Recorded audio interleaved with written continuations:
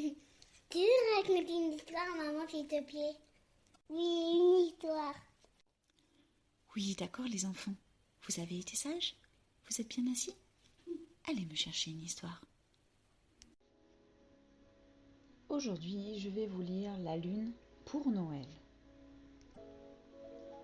Au cœur de la forêt, la jeune Anka se dépêche d'atteindre la cime du grand sapin qui abrite le nid de sa famille. Pour rien au monde, la mésange n'a raterait le coucher du soleil. Ce moment où le jour devient nuit, ce moment où elle peut contempler l'obscurité. Passant du clair au foncé, le ciel va s'illuminer et la lune, enfin, se dévoiler, royale au milieu des étoiles.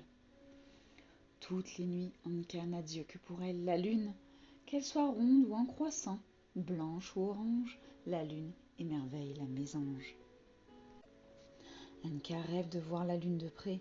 Elle y pense du soir au matin, au sommet de son sapin. Et ce soir, une idée lui vient. C'est bientôt Noël, se dit la mésange. Je vais demander la lune au Père Noël. Vite, elle écrit une lettre. Cher Père Noël, je m'appelle Anka. J'adore la lune. J'aimerais beaucoup la voir de près. Pourrais-tu la déposer au pied de mon sapin? Merci. Très fière, la mésange montre la lettre à sa maman, qui la prévient gentiment. Ma chérie, c'est un cadeau difficile que tu demandes là au Père Noël. Je ne sais pas s'il va réussir à te l'offrir. Les soirs suivants, sous la lune, Anka pense à la remarque de sa maman. Et si le Père Noël ne pouvait pas lui décrocher la lune? Et s'il le faisait, est-ce que cela priverait de lune le monde entier? Soudain, la mésange a une idée.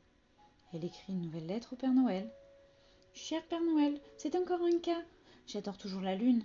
Mais si tu ne peux pas la déposer au pied de mon sapin, accepterais-tu au moins de m'emmener sur ton traîneau pour en faire le tour? Merci.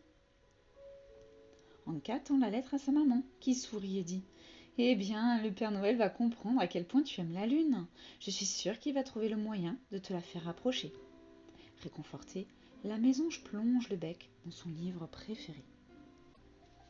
Mais très vite, Anka a des doutes. La nuit de Noël, le Père Noël est très occupé. Et le lendemain, il doit être très fatigué. Trop pour l'emmener à bord de son traîneau. Alors la mésange écrit une troisième et dernière lettre. Cher Père Noël, c'est toujours moi, Anka, qui rêve d'approcher la lune. Si tu préfères, tu peux m'apporter une grue téléguidée, un trampoline géant ou même une fusée. Je me débrouillerai. Merci. Le grand jour est arrivé. Sous le sapin, Anka découvre plusieurs paquets. Le plus gros porte son nom. Il est accompagné d'un mot du Père Noël. La mésange le lit à voix haute. Ma petite Anka, j'ai bien reçu toutes tes lettres et je crois avoir trouvé le cadeau qu'il te faut. Anka ouvre son paquet. Surprise, c'est un télescope. La mésange l'installe avec soin sur la plus haute branche du sapin.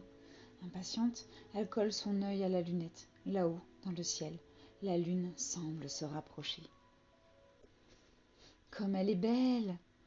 Au cœur de la forêt, Anka vit le Noël de ses rêves. Et voilà, l'histoire est terminée. J'espère qu'elle vous a plu. On se retrouve très bientôt pour une prochaine histoire. Bye bye!